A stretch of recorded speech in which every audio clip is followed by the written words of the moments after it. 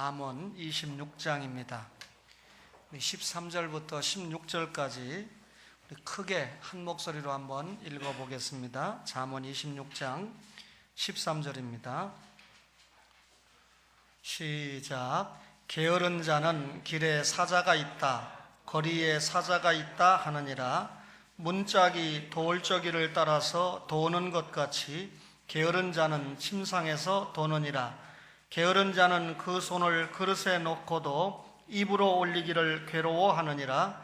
게으른 자는 사리에 맞게 대답하는 사람 7보다 자기를 지혜롭게 여기느니라. 아멘. 구약 성경이 모두 39권인데 그 중에 가장 실제적인 성경이 이 잠언이라고 말씀을 드릴 수가 있습니다. 여러 가지 측면에서 우리의 신앙생활에 적용할 수 있는 지혜를 가르치고 있는 책이 잠언입니다. 그래서 잠언은 성도의 지상에서의 삶을 위해 하늘의 지혜를 모아놓은 책이다, 그렇게 불려지기도 합니다. 구약의 욥기, 시편, 잠언, 전도서, 그리고 아가서라고 하는 5권을 우리가 시가서다 이렇게 이야기를 하는데, 그 중에 욥기와 잠언과 전도서 3권을 지혜서라고도 말을 합니다. 이 잠언을 읽다 보면 하나님에 대한 사랑이 충만합니다. 그리고 성도 상호 간의 철저한 윤리의식이 심층에 흐르고 있는 책이 잠언이라고 하는 책입니다. 그래서 우리는 이 잠언을 지혜문학의 백미가 된다, 그렇게 이야기를 합니다. 실제적으로 잠언을 읽다 보면 하나님을 섬기고 그 하나님의 법을 준수하는 것이 지혜의 근본이 된다. 지혜가 무엇입니까? 하나님을 섬기고 하나님의 법을 지키는 것이 지혜라고 하는 것을 강조하는 책이 잠언입니다. 여러분과 저가 오늘 잠언 26장을 읽었는데, 이 26장은 미련하고 게으른 자들에 대한 경고를 주면서 우리가 살아가는 데 있어서 어떻게 살아가는 것이 건전한 성도의 삶의 양식이냐라고 하는 것을 역설적으로 강조를 하고 있습니다. 바울 사도가 로마서 12장 11절에 부지런하여 게으르지 말고 열심을 품고 주를 섬기라 그랬습니다. 그렇다면 게으르지 말고 부지런하여 열심을 품고 주를 섬기라는 것이 주님의 명령입니다. 하나님의 요구가 되는 것입니다. 우리가 이 영적인 열매, 신앙의 열매를 맺는 것도 육신의 열매를 맺는 것과 동일한 원리를 가지고 있습니다. 심은 대로 거둔다는 것이죠. 콩 심은 데 콩 나고 팥 심은 데 팥이 나는 것처럼 여러분과 저가 얼마나 영적으로 노력하느냐에 따라서 신앙의 열매를 맺을 수 있는데, 열심히 있는 노력이 없이 열매를 기대할 수가 없다는 것입니다. 세상에서 얻은 열매 중에 최고의 열매가 무엇일까요? 우리가 이 땅 위에 사는 동안에 얻은 열매 중에 최고의 열매는 신앙의 열매라고 하는 사실입니다.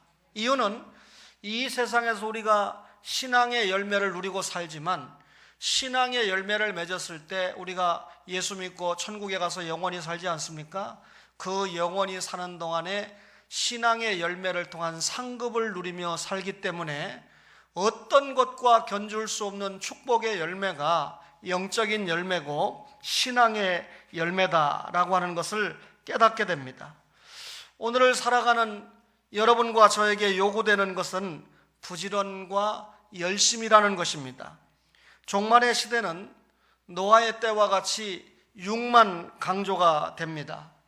노아의 때는 혼합주의가 팽배한 시대라고 그랬죠. 하나님의 사람들이 사람의 딸들을 보고 혼합했던 타락한 시대입니다.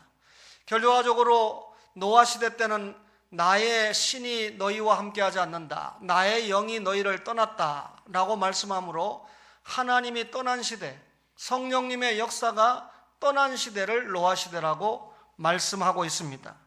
뿐만 아니라 사람들이 육신이 되니라 라고 말하므로 노아 시대는 육신이 되어버린 시대인데, 사람이 육신이 되었다라고 하는 말이 무슨 말입니까? 사람은 하나님의 형상대로 지음을 받았는데 하나님의 성품을 잃어버린 시대가 육신이 되어버린 시대죠. 영적인 즐거움이 없어요.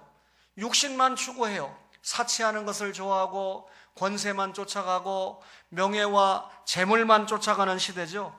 자기 육신을 자극하는 데만 굉장히 좋아합니다. 점점 육신이 타락을 할 수밖에 없죠. 먹는 것만 찾아다니고 보는 것만 즐겨하고 자기의 이 욕심을 채우는 데만 노력을 하는 시대가 노아의 시대입니다. 이런 노아의 시대를 성경은 육만 강조되고 영은 무시되는 종말의 시대다 그랬습니다.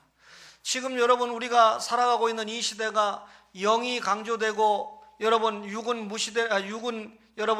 육이 강조되고 영은 무시하는 시대 맞지요?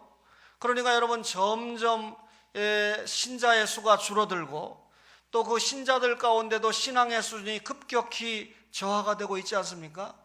오늘날 이 목사의 수준이 20년 전에 집사의 수준밖에 안 돼요. 조금 어색한 말이지만 오늘날 이 장로님의 수준이 20년 전에 평신도 중에 조금 나은 사람 정도의 수준을 요구하고 살아가고 있기 때문에 정말 보통 문제가 아니다.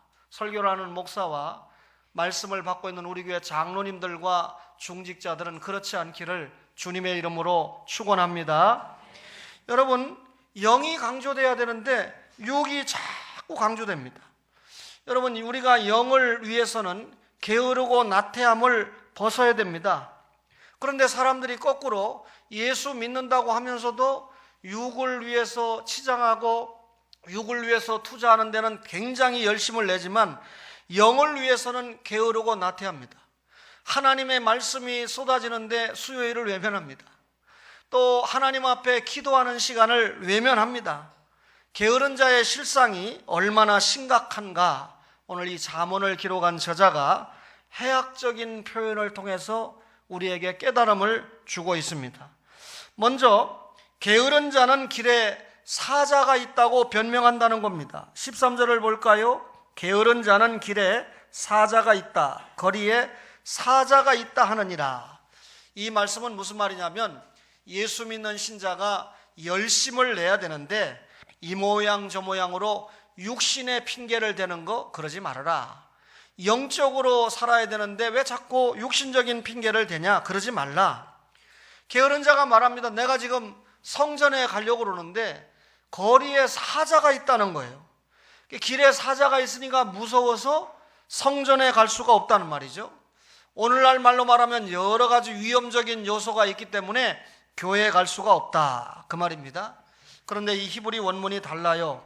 앞에 있는 사자와 뒤에 있는 사자가 다른데 앞에 있는 사자는 우리가 보통 생각하는 사자입니다. 뒤에 있는 사자는 포악한 사자라고 하는 말입니다.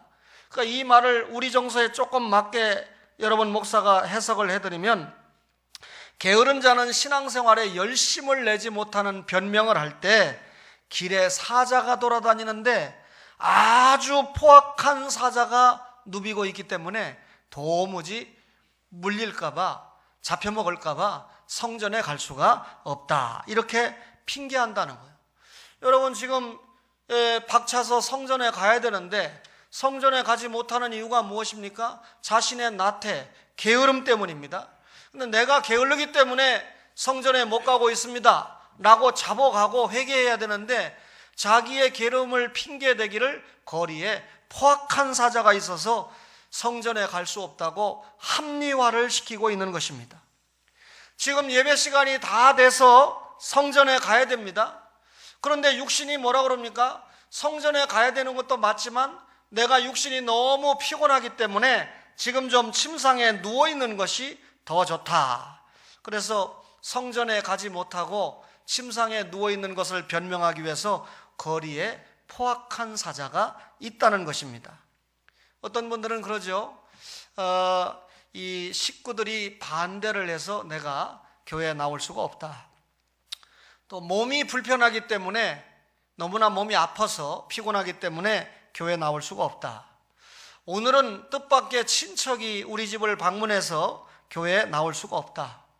먹고 살아야 되는데 회사 일이 너무 바빠서 오늘은 교회에 나올 수가 없다. 참 이 불신자 아닙니다. 예수 믿는다고 하는 신자들 가운데 핑계가 다양하고 그리고 끝이 없지요. 한번 핑계가 시작이 되면요, 그는 열심히 없고 게으른 성도가 되어갈 수밖에 없습니다. 처음에는 오늘은 교역자가 물어보면, 구역장이 물어보면 왜 교회를 못 갔다고 이유를 대야 되는데 어떤 변명을 댈까, 어떤 핑계를 댈까 고민이라도 합니다.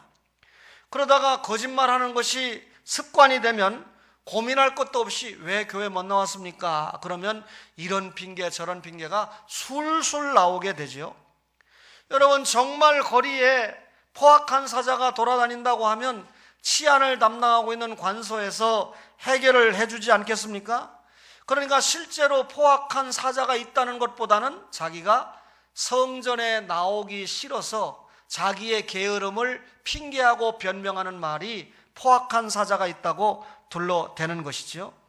성령의 사람들은요, 이런 거짓말을 해서는 안 됩니다. 혹여라도 우리가 이런 거짓말을 한 전력이 있다면 하나님 앞에 말씀을 들으면서 철저하게 회개해야 됩니다. 우리가 구원받은 이스라엘 백성들에게, 애굽에서 나온 게 구원이죠. 구원받은 신자들에게 하나님께서 십계명을 위시한 율법을 허락을 하셨습니다. 십계명은 앞에 5계명이 있고 뒤에 5계명이 있지 않겠습니까? 그러면 4계명과 9계명이 짝이 되지요. 4계명에 뭐라고 그랬습니까? 안식일을 기억하여 거룩하게 지켜라. 이게 하나님의 법이에요. 그런데 9계명에 뭐라고 그랬습니까? 거짓 증거하지 말라 그랬죠. 안식일 날 신약의 주일 아닙니까? 교회 나와야 됩니다. 왜 교회 못 나왔습니까? 아파서 못 나올 수 있겠죠. 이런저런 핑계 때문에 못 나올 수 있겠죠. 그러나 주일날은 뭐가 참말입니까? 교회에 올라와서 예배 드리는 것이 참말이라는 거예요. 주일날 교회 오지 못하는 건 모두 다 거짓말입니다. 어떤 경우든지 내가 주일을 성수하지 못하는 것은 거짓말을 하고 있다는 것입니다. 그러면 여러분, 4계명과 9계명이 짝을 이루기 때문에 안식일 지키라고 하는 말에다가 거짓말하지 말라는 것으로 연결을 시켜놓은 거예요. 신약의 주일입니다. 여러분과 제가 어떤 경우든지 주일을 잘 성수함으로 거짓말하지 않는, 거리에 포악한 사자가 있어서 주님의 집에 올 수 없었다고 하는 핑계를 대지 않기를 주의 이름으로 축원합니다. 핑계를 버리고 열심을 내야 합니다. 구실이 될 만한 거 다 버려야 됩니다. 설사 구실이 아니라 정말로 우리의 열심을 막는 문제가 있다고 가정을 해보세요. 정말 거리에 포악한 사자가 있다고 생각을 해보세요. 그래도 우리가 주님을 섬겨야 되겠다고 하는 열정과 열심을 가지고 있다면 어떤 장애라도 극복할 수 있다는 것입니다. 따라서 거리에 사자가 있다 할지라도 용기를 가지고 성전에 가기 위해서 집을 나서라는 겁니다. 어떤 장애가 있다 할지라도 우리가 하나님을 섬기고자 하는 열정만 있다면 그런 장애를 극복할 수 있다는 것이 본문의 말씀입니다. 우리가 여러분, 거리에 포악한 사자가 있다 할지라도 나는 오늘 성전에 가야 된다, 하나님을 섬기러 가야 된다, 예배하러 가야 된다 라고 하는 열정을 가지고 나오면 하나님께서 포악한 사자를 고양이로 만들어 줄 것이다 라고 하는 것이 저의 믿음입니다. 하나님을 향한 성도의 열심을 그 어떤 것이라도 꺾을 수 없다는 것입니다. 우리 초원의 가족들이 이런 말씀을 들으면서 하나님 앞에 보다 열정적인, 열심 있는 신앙의 모습을 보이기를 바랍니다. 두 번째는 게으른 자는 침상에서 돈다 그랬어요.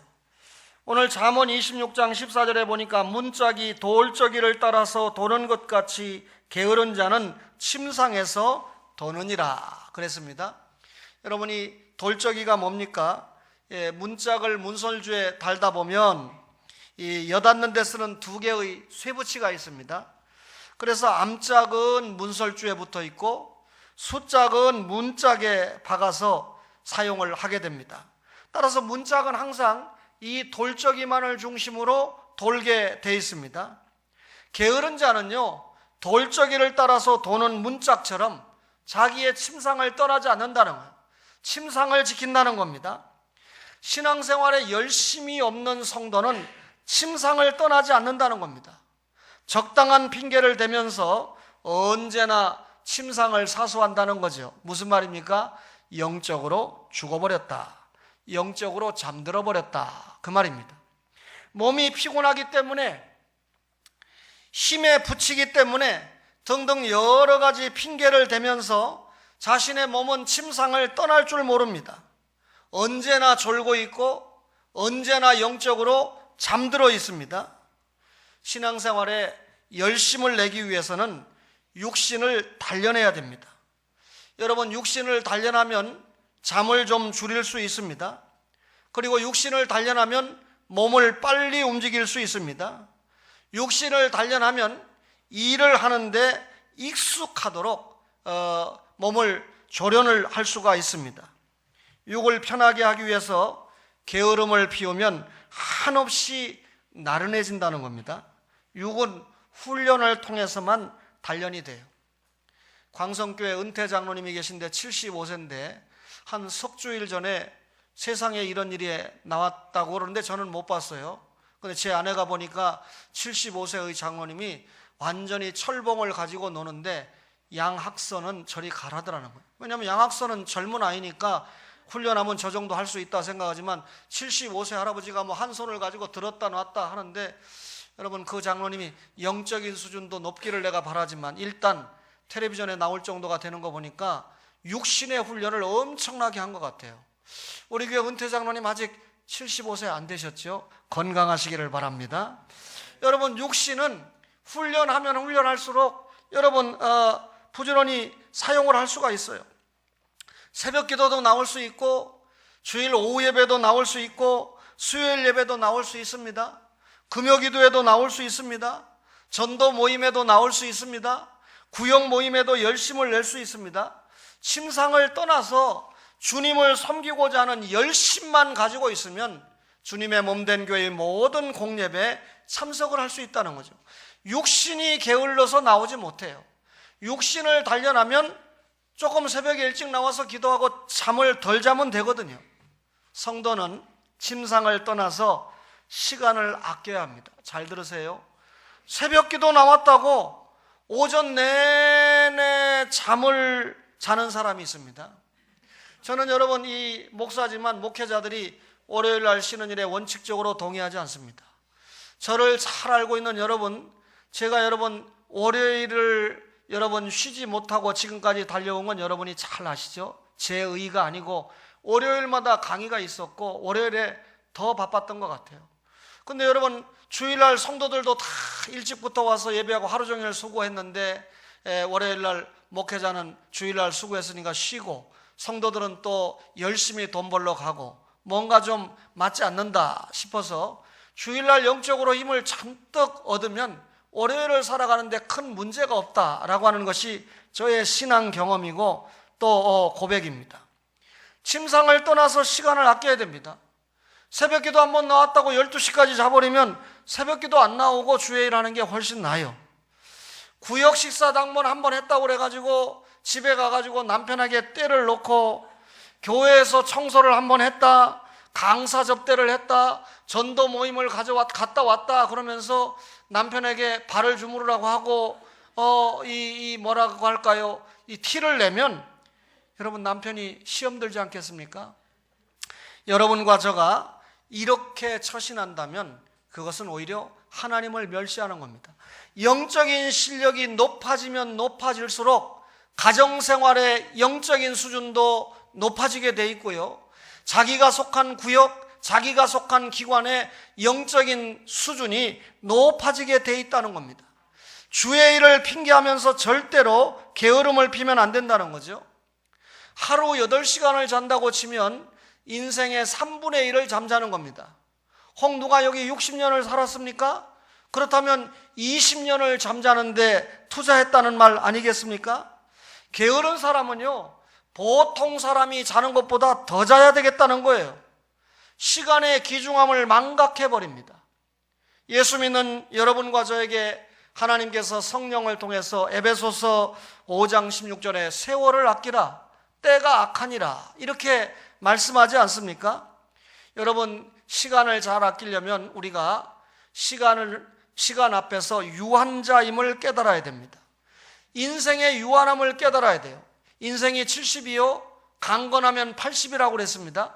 영원하신 하나님 앞에 한 점을 찍고 가는 인생이니까 얼마나 유한합니까? 이런 유한함을 깨달았다면 자기에게 주어진 시간이 얼마나 귀중한가를 깨닫는 청지기가 되는 것이 중요해요. 청지기가 뭡니까? 하나님 앞에 받아서 하나님의 뜻대로 사용하다가 하나님 앞에 결산하는 자가 청지기 아닙니까? 하나님 앞에 우리의 시간을 결산해야 됩니다. 어떻게 결산해야 됩니까? 세월을 아껴 살아야 돼요. 왜 그렇습니까? 때가 악하기 때문에 그래요. 세월을 아낀다는 말이 무슨 말입니까? 하나님이 우리를 창조하신 목적대로 우리의 시간을 동원해서 하나님 앞에 영광을 돌려드리는 것이 세월을 아끼는 것입니다. 그런데 이 세월을 아껴서 하나님 앞에 영광 돌리는 것에 배가 아픈 존재가 누굽니까? 마귀 사탄 아닙니까? 그러니까 여러분과 저를 유혹합니다. 우리의 시간을 빼앗으려고 여러분의 마귀가 유혹합니다. 결혼식이 있다, 동창회가 있다, 친목회가 있다, 단합대가 있다, 뭐 이런저런 핑계를 대가지고 여러분, 친척이 시간을 뺏으려고 합니다. 가족이 시간을 뺏으려고 합니다. 친구가 시간을 뺏으려고 합니다. 이렇게 때가 악하기 때문에 여러분과 저가 우리의 시간을 빼앗으려고 하는 약탈자 앞에서 해방을 받아야 돼요. 시간을 도로 사내야 됩니다. 이런 마귀의 유혹에서 과감하게 극복하고 이기고 탈출을 해버려야 됩니다. 시간의 주인이 누굽니까? 하나님이십니다. 그렇다면 하나님이 주신 시간을 선용을 해서 하나님 앞에 영광을 돌리는 일에 여러분과 저가 부지런해야 된다, 그 말이죠. 성도의 시간은 1분 1초가 귀합니다. 여러분과 저의 사명이 막중합니다. 이제 우리는 심상을 떠나서 주님을 위해서 열심을 내시기를 바랍니다. 오늘 아멘 소리가 적은 거 보니까 설교가 다 자기들에게 찔리나 봐요. 세 번째로, 게으른 자는 그 손을 입으로 올리기를 괴로워한다.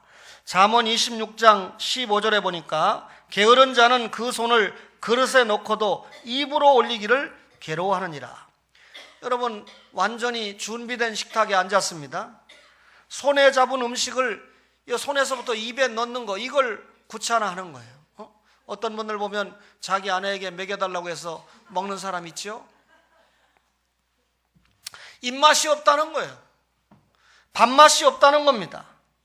여러분, 사실상 숟가락을 들고 입에 넣지 못하는 건 병든 것이 아니라 그만큼 게으르다는 것을 지적하고 있습니다. 성도가 게으르면 안 된다는 말이죠. 겨우 침상을 떠나서 교회에 왔습니다. 목사가 말씀을 준비해서 증거하고 있습니다.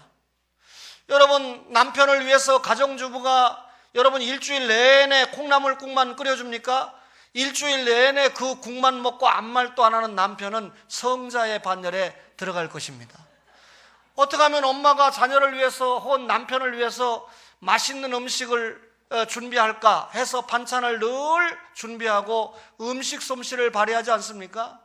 여러분, 목사도 마찬가지입니다. 여러분들이 주님 앞에 올라올 때마다 하나님의 말씀이라는 영식을 먹여야 될 책임이 있는 제가 늘 똑같은 말씀을 전할 수 없잖아요.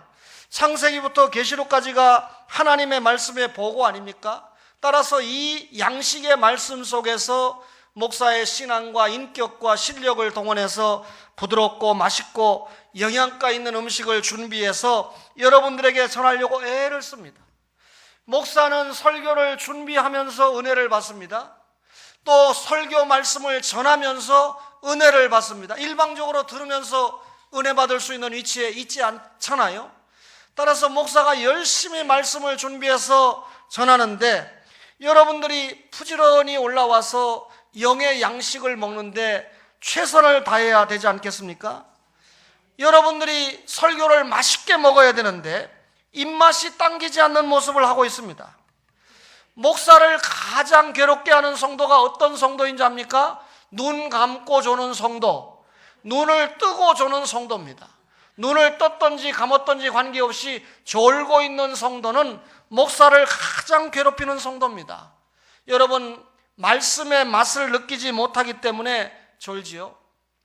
목사가 늘 여러분에게 은혜로운 말씀을 준비할 수 있다면 저는 말씀을 준비하면서 은혜를 받기 때문에 가능해요. 저에게 새벽으로 낮으로 밤으로 전해야 될 설교의 분량이 많은데 이 음식을 준비하는 동안에 목사가 은혜를 받지 못한다면 은혜로운 말씀을 준비한다는 것은 사실상 불가능한 일입니다.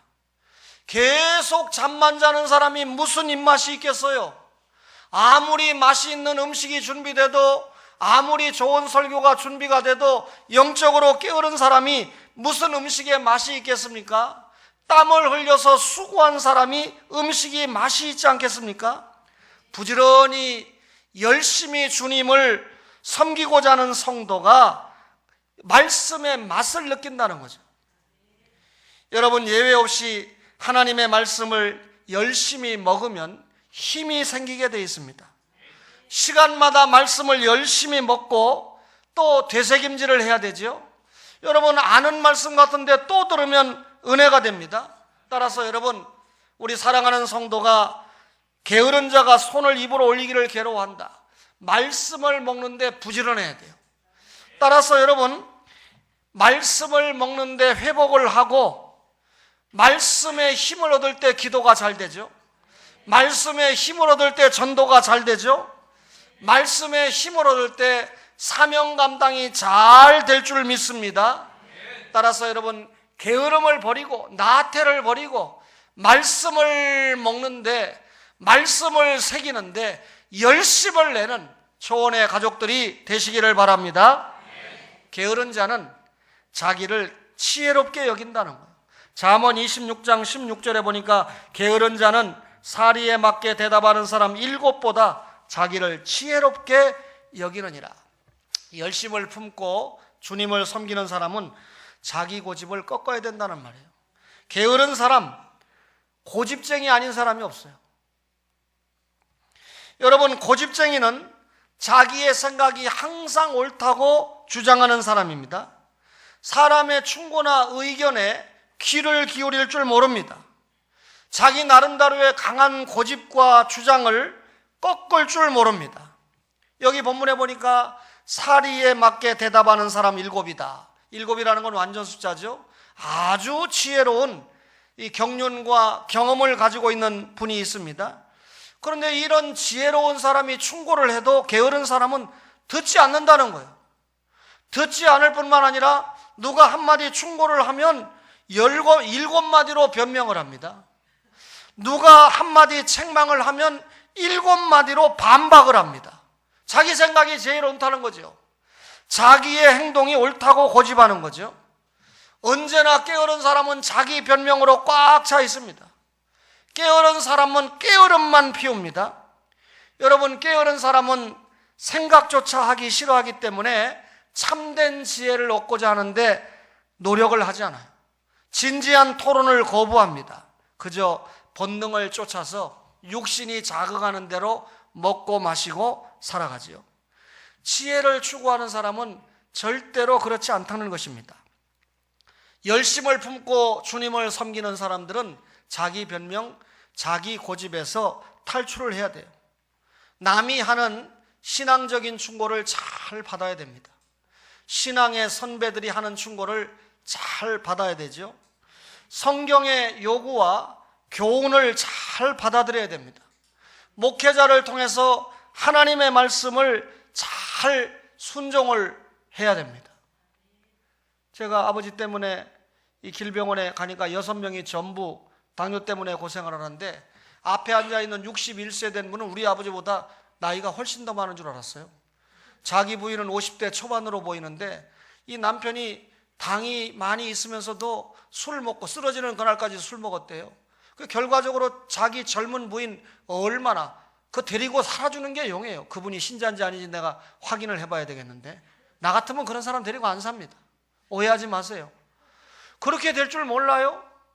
의사가 당뇨가 있는 사람은 식이요법 해야 된다, 약물요법 해야 된다, 운동요법 해야 된다 그랬는데 여러분, 쓰러지기 전날까지 술 먹은 사람이 무슨 요법을 제대로 했겠어요? 정신없는 사람이죠.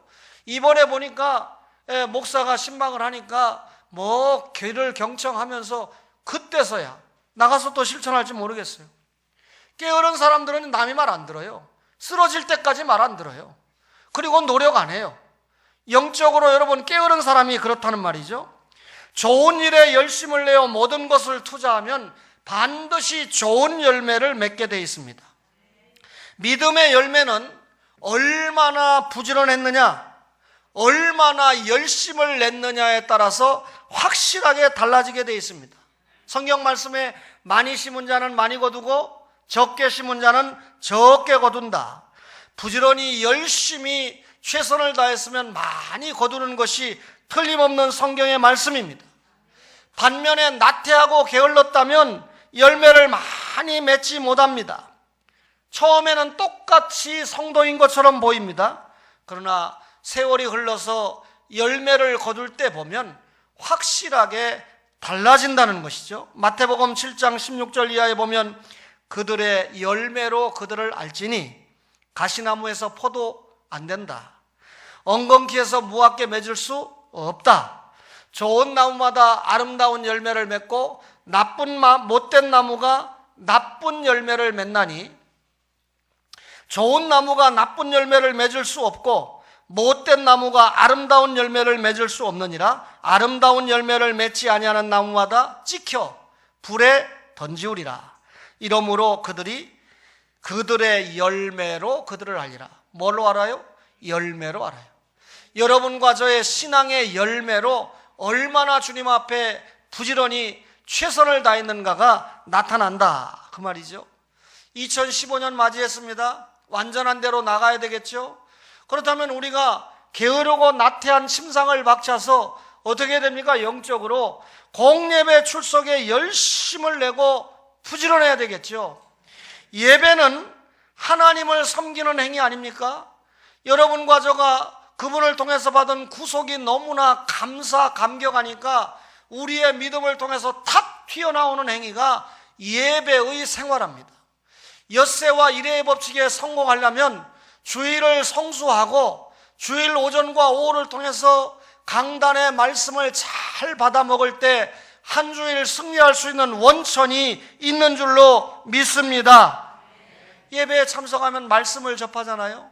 믿음은 들음에서 나지 않습니까? 여러분, 말씀을 들어야 믿음이 성장하지 않습니까?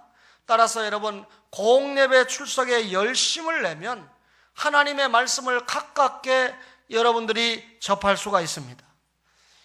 어떻게 부지런해야 됩니까? 기도 생활에도 열심을 내야 되겠죠. 기도는 우리의 호흡이라고 말하지 않습니까? 시간을 정해서 기도하면서 하나님과 만나고 그 하나님의 인도를 받아야 되지 않겠습니까? 기도하지 않는 성도는 자기를 의지한다는 뜻이에요. 여전히 자기 고집을 부리고 있다는 뜻이죠.